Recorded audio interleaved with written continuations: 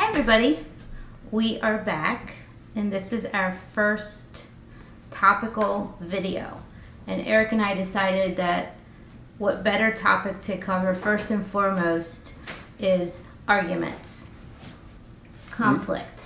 We all have conflict. We all have, and conflict arises from boundaries and offenses. Luke 17:1 tells us that it's impossible, but that offenses will come. So Christ himself said those words to his disciples. He said that offenses are going to happen to everybody, and it's inevitable truth.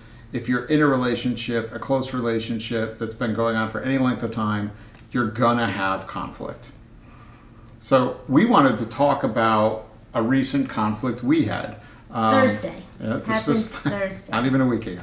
We were talking about the book, which seems to be one of the things we argue a lot about. So while we've been writing this book on marriage, I think we've had more conflict than at any other time in our marriage.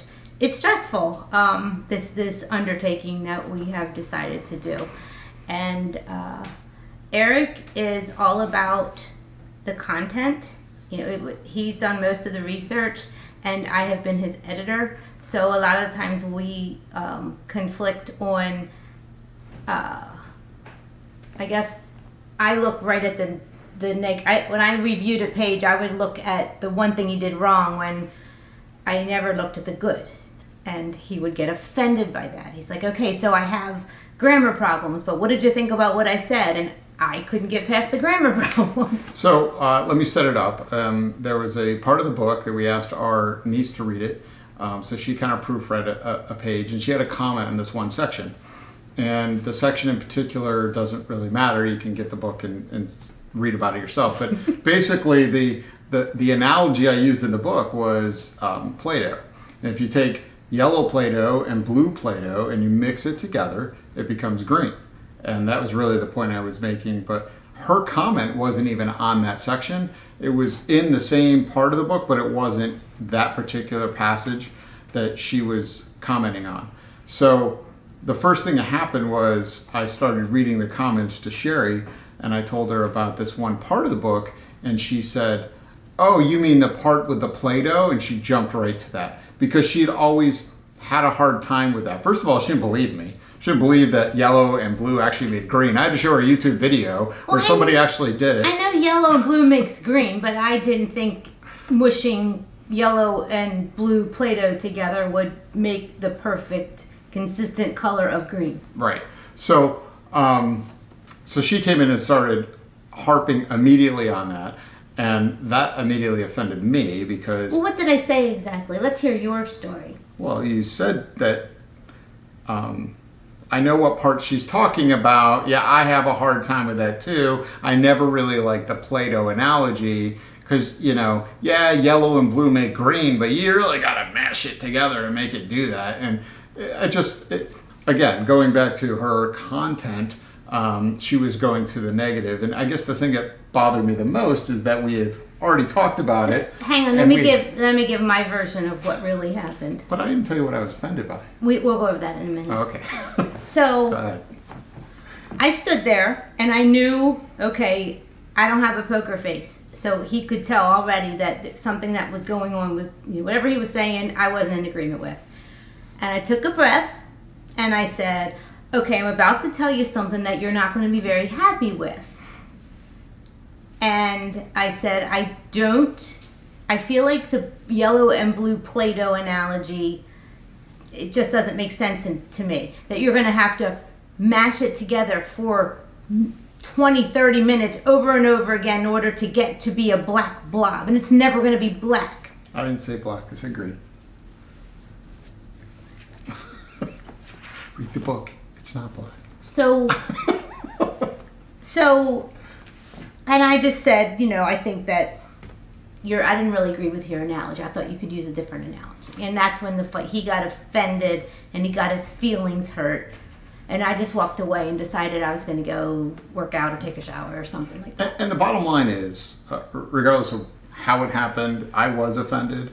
First and foremost, Why were you offended? Tell everybody why you were offended exactly. Well, because in a lot of marriages this will happen, right? You maybe argue about something and then you resolve it, but you go back to that argument again when the one person, in this case myself, I thought we were already past this. I thought we had already decided and agreed and moved forward and we were in unison, and now I felt like we were disconnected again. And you're missing another offense you told me, though. Which was? That I basically was calling his baby ugly. I was criticizing his work. And you got to have some thick skin when you're an author. Everyone's going to say things. There were sections that we definitely argued about what should go in, what should go out. Ultimately, the bottom line is everyone gets offended. And when you get offended, when somebody crosses that boundary, and that's why sometimes it's called a trespass. And what's a trespass? A trespass is when you go somewhere you're not supposed to go. And typically when you're offended by something, it's because someone has trespassed. Someone has crossed that line. You ever heard that analogy? You just crossed the line. What they're trying to say is, I would never do that to you, so I'm upset that you are doing it to me. And it's offense. And that's where Christ said, all offenses are going to come. And the good news is, and Christ didn't leave us without answers. Just 2 passages later, he gave us 3 easy steps to resolve conflict.